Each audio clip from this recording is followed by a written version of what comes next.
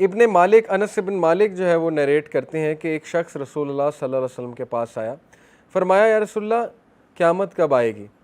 और रसूलुल्लाह सल्लल्लाहु अलैहि वसल्लम ज़ाहिर है उनको नहीं मालूम, तो उन्होंने कहा what have you prepared for it when it comes. असल क्वेश्चन ये नहीं है क़यामत कब आएगी, असल क्वेश्चन ये कि तुमने क्या किया है उसके बारे में। उसने कहा, कुछ देर साइलेंट था, उसके बाद कहा I really don't have that much सला, फास्टिंग और सदका, but I have a genuine love for Allah and his messenger. सुभान अल्लाह, उसने, वो शख्स भी कितना अक्लमंद था, उसने कहा ज़्यादा तो नहीं किया, लेकिन ये कि मुझे अल्लाह रसूल से मोहब्बत है। तो अल्लाह के नबी सल्लल्लाहु अलैहि वसल्लम ने कहा the man will be with home he loves, जो किसी से मोहब्बत करता है क़यामत वाले दिन उसी के साथ हो।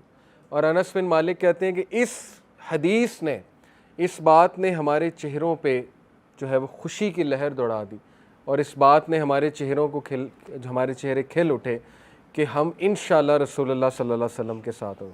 वो कहते थे कि हम परेशान होते थे कि पता नहीं हम होंगे कि नहीं होंगे, लेकिन जब अल्लाह के नबी ने कहा कि जिससे तुम मोहब्बत करते हो तुम उसी के साथ होगे, तो ये हमने कुछ qualities, generosity, concern for people, इसमें अल्ट्रुइज़म भी है। अल्ट्रुइज़म है कि लोगों का फ़िक्र ज़्यादा करना, ठीक है ना, यस अपनी भी करना।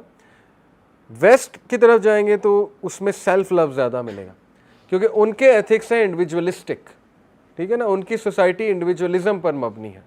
ये तकाबली जायज़ा बहुत बहुत ज़रूरी है, इसका मतलब नहीं हम वेस्ट को डिग्रेड कर रहे हैं, लेकिन रियलिटी इज़ रियलिटी। जो तकाबली जायज़ा है वही है, वो है इंडिविजुअलिस्टिक और इंडिविजुअलिज्म के कायल, हम हैं कलेक्टिविज़म के कायल और अल्ट्रुइज़म के कायल, ठीक है। ये बहुत बुनियादी फ़र्क है इस्लाम और वेस्टर्न जो माशरा है।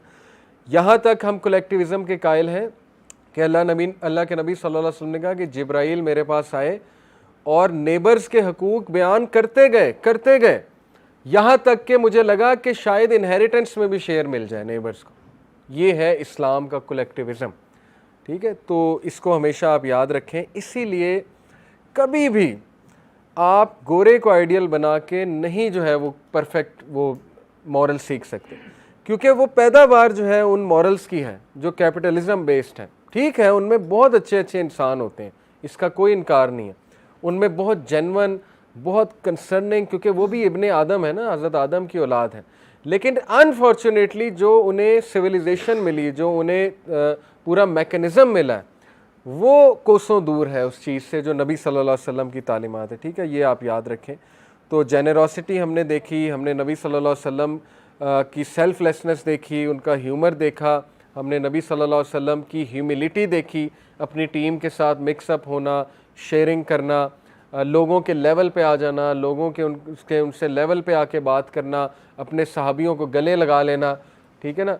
अनस बिन मालिक का हाथ पकड़ा, एक बार हाथ पकड़ के प्यार किया, कहा अनस मैं आपसे अल्लाह के लिए मोहब्बत करता हूँ।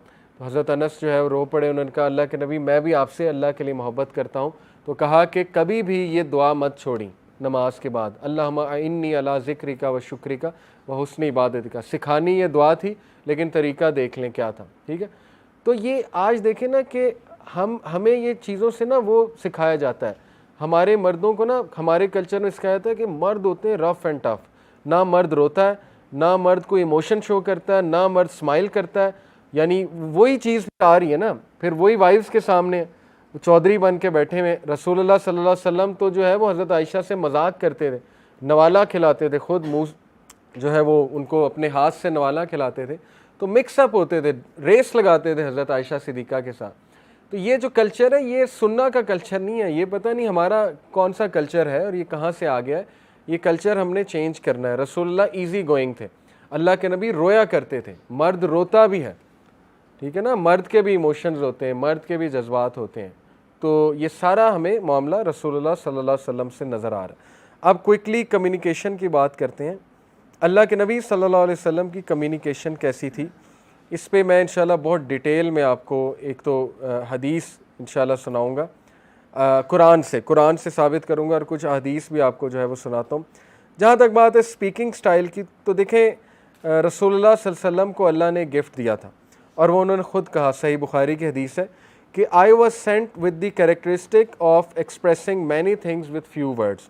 अल्लाह ने मुझे जो फ़िरासत और बलागत दी है कि रसूलुल्लाह सल्लल्लाहु अलैहि वसल्लम बहुत कम अल्फाज में बहुत गहरी बात कर जाते थे। और ये अल्लाह की तरफ से, देखें ना, अल्लामाहुल बयान, अल्लाह कहता है इंसान को बोलना किसने सिखाया? मैंने सिखाया। तो अल्लाह चाहे तो वो बोलना ख़त्म भी कर सकता है अल्लाह।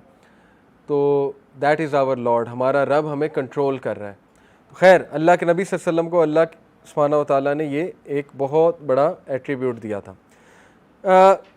हज़रत आयशा कहती हैं कि जब भी किसी सेंटेंस को या वर्ड को एम्फसाइज़ करना होता था, अल्लाह के नबी 3 बार रिपीट करते थे। ये बहुत खूबसूरत तरीका है बोलने का। अल्लाह माफ़ करे, जो लैंग्वेज आजकल हमें सिखाई जा रही है ना, मीमर्स की तरफ से और वो रोस्टर्स की तरफ से, और जो उर्दिश एक हमारी चीज़ चल रही है, वो सारे ही हम बोलते हैं।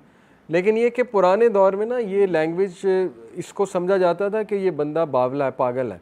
मतलब इस तरह की लैंग्वेज कोई बोले ना तो उसे कहते थे फारिग बंदा है ऐसे। आज इसको कूल समझा जाता है, ज़ाहिर है इस लैंग्वेज को। खैर, लैंग्वेज होती है, जब तक उसमें कोई फुहश चीज़ ना हो तो कोई बात नहीं, लैंग्वेज बंदे की जैसे भी हो। लेकिन हमें चाहिए कि जितना हम कॉपी कर सकें अल्लाह के नबी सल्लल्लाहु अलैहि वसल्लम को। प्रॉफिट सल्लल्लाहु अलैहि वसल्लम जो है वो आहिस्ता बात करते थे। हज़रत आयशा कहती हैं कि जब वो बोलते थे, we could count his words, हम उनके वर्ड्स गिन सकते थे। इसका मतलब वो बहुत कमांडिंग थे जब वो बोलते थे। और मैं पढ़ रहा था, मैंने आपको पहली क्लास में बताया था कि गोरों ने ये टेक्निक बताई कि अगर आप कॉन्फिडेंट बनना चाहते हैं तो आहिस्ता बोला करें, क्योंकि जब आप बहुत तेज़ी से बात करते हैं ना किसी से, इसका मतलब है कि आप उसे ये मैसेज दे रहे हैं कि मुझे डर है, तुम मेरी बात नहीं सुनोगे। तेज़ी से हम तभी बोलते हैं ना। तो इसलिए जब आप कंपोजर के साथ बोलेंगे, आहिस्ता बोलेंगे, चाहे वो आपकी बात काट दे, डजेंट मैटर, आप खामोश हो जाए, अगर वो आपकी बात काट दे, उससे एक बहुत स्ट्रॉन्ग मैसेज जाएगा कि मैंने इस बंदे की बात काट दी। ठीक है, तो खैर, एक ये रसूलुल्लाह सल्लल्लाहु अलैहि वसल्लम के बारे में आता है। बाकी देखें, मुख्तलिफ उनके तरीके थे अल्लाह के नबी के मुख्तलिफ मौक़ों पे बात करने के। वो इंशाल्लाह 6 मैं आपको कुरान मजीद से बताता हूँ, जो सारे तरीके रसूलुल्लाह सल्लल्लाहु, देखें ना, हज़रत आयशा ने क्या कहा कि अगर किसी ने चलता फिरता कुरान देखना है तो रसूलुल्लाह सल्लल्लाहु अलैहि वसल्लम को देख ले।